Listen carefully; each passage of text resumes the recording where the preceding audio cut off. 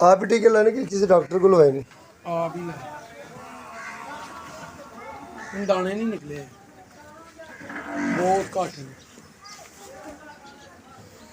नहीं रात दिन नहीं उठती भी कि कल दिन नहीं उठती भी?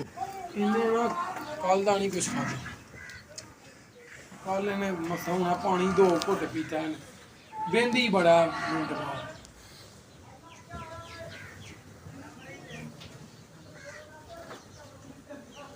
अक्खां खिंच गई।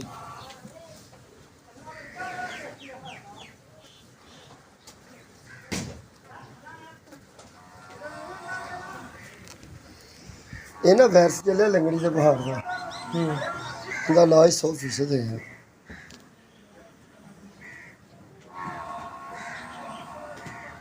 105-6 बुखार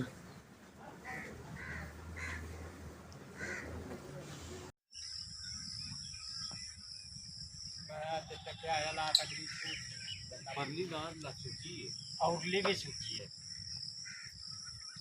कुछ फार्म अगली ने तभी बनाना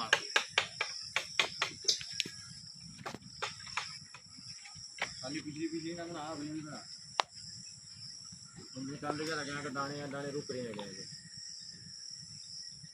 बुखार चलता होवे रास्ते में चुनो ये ना काम करता रहता है ना पूरा चरण दो या घर इलाज पूरा कर